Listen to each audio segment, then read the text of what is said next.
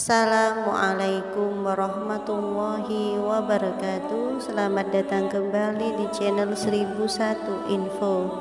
Semoga sahabat semua dalam keadaan sehat walafiat, rezekinya lancar dan selalu beruntung. Amin ya rabbal alamin.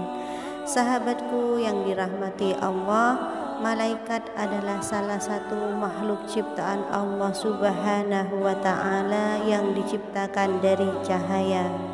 Sebagaimana makhluk ciptaan Allah lainnya, malaikat mempunyai tugas masing-masing dari Allah Subhanahu wa ta'ala. Hanya saja malaikat diciptakan tanpa memiliki hawa nafsu.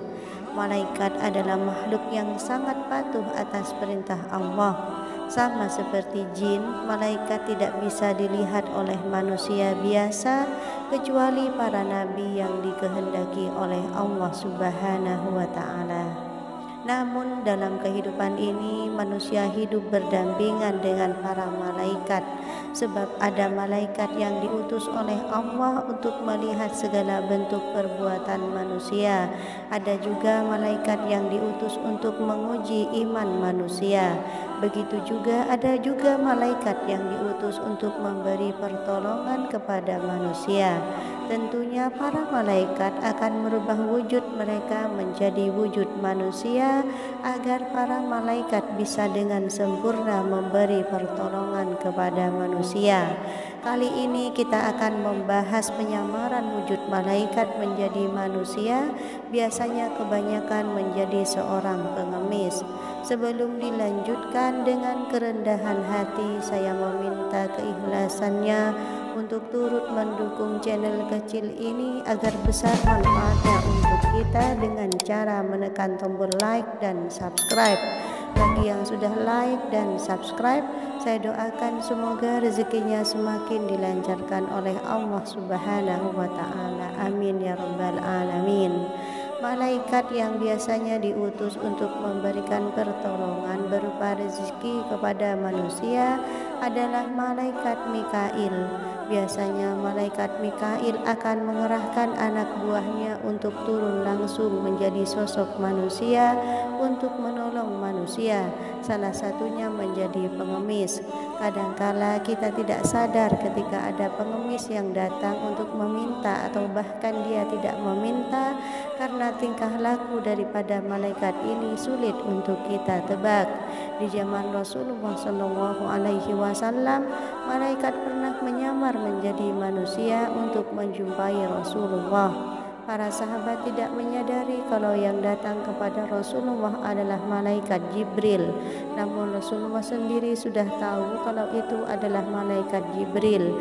Sahabat yang dirahmati Allah, berikut ini adalah ciri malaikat yang menyamar menjadi sosok manusia. Yang pertama, memiliki rambut yang basah dan rapi. Jika kalian melihat sosok pengemis yang memiliki rambut yang cenderung basah dan rapi, bisa jadi itu adalah sosok malaikat Allah. Walaupun ia memakai topi sekalipun, pasti kita bisa melihat rambutnya yang basah seperti habis mandi dan yang pastinya rapi. Kemudian yang kedua adalah memiliki rambut yang berwarna hitam dan panjang. Sekalipun ia berada di negara apapun, sosok malaikat yang menyamar pasti memiliki rambut yang berwarna hitam dan memiliki rambut yang panjang. Soal kepanjangan rambut malaikat adalah bervariasi. Yang pasti rambut itu akan menutupi bagian telinganya. Kemudian yang ketiga adalah memiliki telinga yang sedikit runcing pada bagian sudut atas telinga dan bagian yang tebal pada bawah telinga. Tebalnya ini bisa dikatakan cenderung tebal, tapi biasanya telinga malaikat akan ditutupi oleh rambut, jarang yang bisa menyadarinya. Kemudian yang keempat, tidak memiliki garis tangan. Malaikat yang menyamar menjadi sosok manusia biasanya tidak memiliki garis-garis pada tangannya.